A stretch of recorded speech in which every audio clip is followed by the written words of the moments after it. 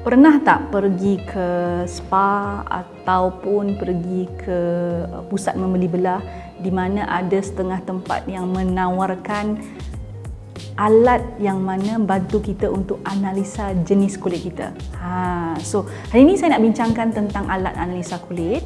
Persoalannya adalah, adakah alat analisa kulit itu menganalisis kulit kita dengan tepat ataupun tidak?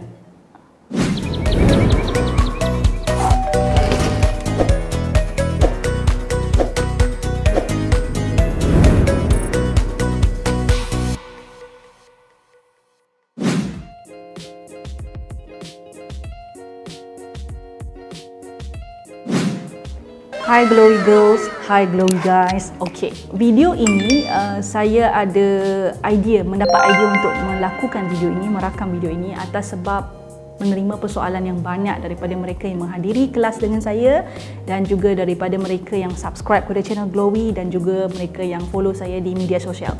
Baik, apa yang berlaku adalah sekarang ini sangat mudah untuk kita dapatkan perkhidmatan menganalisa jenis kulit.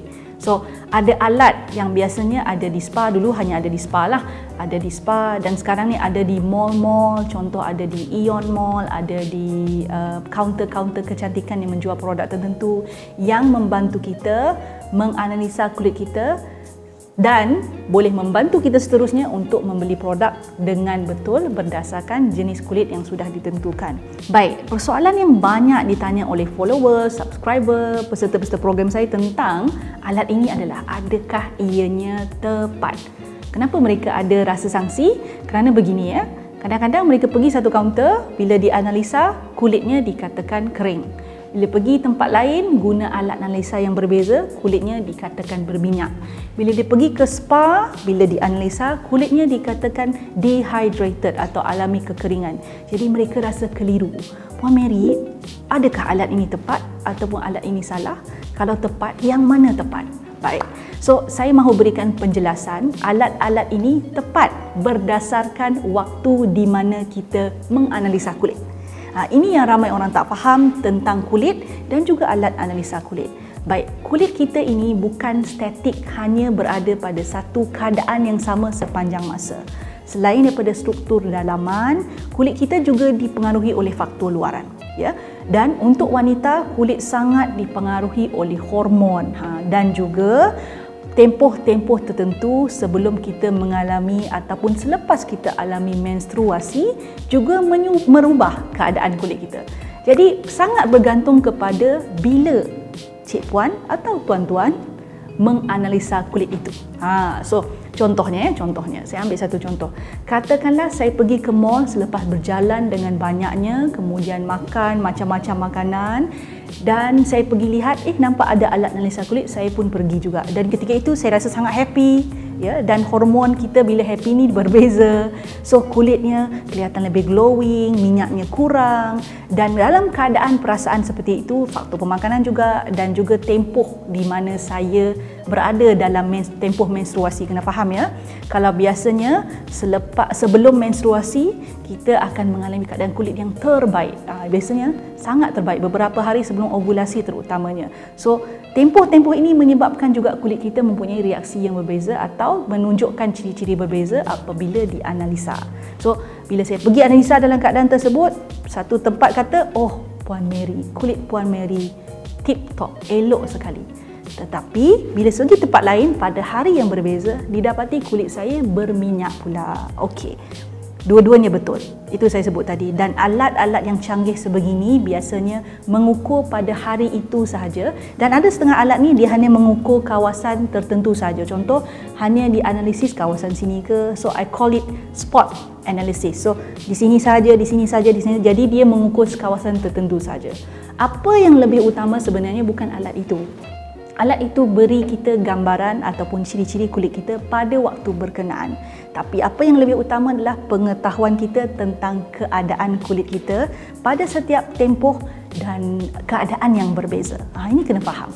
Jadi saya sangat galakkan untuk Cik Puan perhati dan observe your own skin pada keadaan pada bangun pagi, kemudian sebelum tidur, pada waktu kerja, pada waktu sibuk, ya, dan ketika kita makan makanan tertentu, pada hari di mana kita terdedah kepada cahaya matahari, sudah tentu kulit kita akan berbeza-beza. So, persoalannya bukan alat analisa kulit itu yang salah atau betul. Persoalannya adalah kita kena tahu dulu, we must equip ourselves with proper knowledge of skincare before we analyze our skin. Now, saya nak juga Cik Puan faham bahawa alat analisa kulit yang berada di tempat-tempat yang saya sebut tadi, di spa, di mall, di kaunter-kaunter kecantikan dan seumpamanya, dia mempunyai cara untuk mengukur yang berbeza-beza, ya. Jadi disebabkan itu boleh ada perbezaan dari sudut jawapan atau result ataupun outcome keputusan yang kita terima. Dia boleh ada cara ukur yang beza-beza. Ada keadaan, ada alat mungkin hanya mengukur tentang keadaan tertentu. Contoh water or oil. Ada mungkin melihat pada struktur. Dia ukur perkara yang berbeza-beza. Dan bila diukur perkara yang berbeza-beza itu, jawapan yang keluar daripada mulut orang yang membantu kita menganalisis ataupun jurujual tersebut, tujuannya adalah untuk membantu dia menjual produk dia dengan lebih baik. So kena faham, the tools that they have, the machine that they have to analyze your skin is actually being used to help them to sell their product. Sudah tentu dia analisis tempat-tempat tertentu ataupun ciri-ciri tertentu supaya dia boleh cadangkan produk yang mana sesuai, yang ada dalam koleksi jualan dia lah, yang mana sesuai dengan keadaan kulit kita berdasarkan keputusan yang telah kita dapat tadi daripada hasil analisa. So the machine itself is being used by many brands to increase credibility produk mereka, untuk tingkatkan credibility. Kita tak boleh salahkanlah situasi itu. Kalau saya pun jadi penjual, saya nak tuan-tuan cik puan percaya pada produk saya, I use a machine and it increase the trust level and also the credibility of my product, isn't it? So whether or not you buy the product is different story, but the one thing that you must know is how your skin react at certain time, at certain situation, at certain feeling yang kita rasakan, dan juga kena faham bahawa mesin itu bukanlah the final say kepada jenis kulit kita. We ourselves must be our own skin expert. Suka video yang saya selalu kongsikan?